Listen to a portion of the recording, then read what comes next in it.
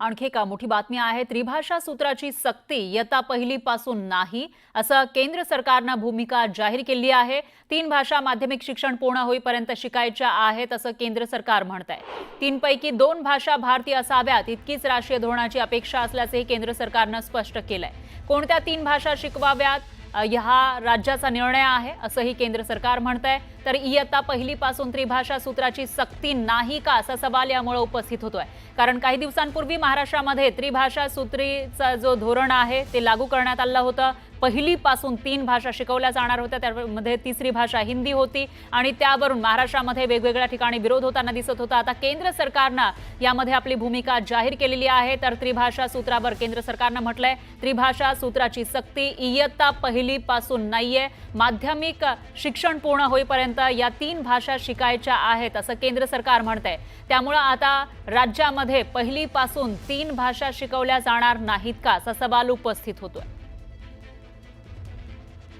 तर आता राज्य सरकार यावर काय भूमिका जाहीर करणार ते बघावं लागणार आहे। कारण राज्य सरकारने एक मोठा निर्णय घेतलेला होता आणि त्यानुसार पहिलीपासून 3 भाषा शिकवल्या जाणार होत्या आणि त्यामध्ये जेव्हा विरोध झाला त्यानंतर तो निर्णय रद्द झाला। पण त्यामध्ये एक समिती स्थापित करण्यात आली आहे आणि त्यानंतर निर्णय होणार असल्याचं म्हटलं जातं। त्यानंतर आता केंद्र सरकारची ही भूमिका। दरम्यान या विषयात माहितीसाठी आपले प्रतिनिधी प्रशांत लीला रामदास हे आपल्यासोबत जोडले गेले आहेत। प्रशांत, काय सांगाल? केंद्र सरकारने एक अतिशय महत्त्वाची भूमिका जाहीर केलेली आहे, नेमकं काय म्हणणं आहे केंद्र सरकारचं आणि यावर आता राज्य सरकारची भूमिका काय असू शकते? 3 भाषा सूत्राच्या संदर्भातला जो वाद सुरू होता त्या वादावरती आज लोकसभेमध्ये अतारांकित प्रश्न जे असतात ते विचारला होता। त्याचे उत्तर देताना केंद्रीय शिक्षण मंत्रालयाच्या वतीनं केंद्र सरकारची भूमिका स्पष्ट करण्यात आली। त्यांनी म्हटलंय की 3 भाषा सूत्रात अधिक लवचिकता असेल आणि सोबतच कोणत्याही राज्यावर कोणतीही भाषा लादली जाणार नाही, हे देखील अशा प्रकारचं स्पष्टीकरण केंद्रीय शिक्षण मंत्रालयाच्या वतीनं करण्यात आलेलं आहे। त्याला खुलासा देण्यात आलेला आहे। तारांकित प्रश्नाचे उत्तर देताना लोकसभेत हा खुलासा करण्यात आला आहे।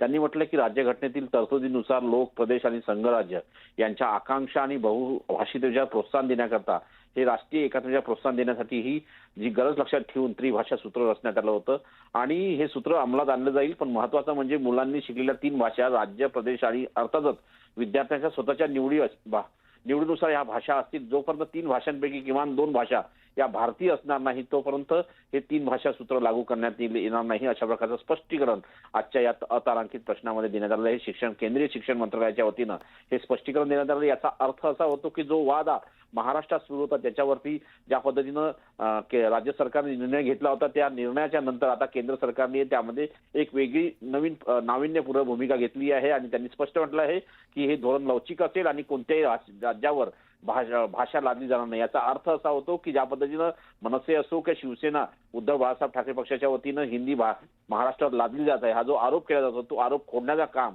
शिक्षण मंत्रालयाच्या वतीनं करण्यात आलेलं आहे। बरोबर आहे प्रशांत, धन्यवाद तुम्ही दिलेल्या या सविस्तर माहितीसाठी।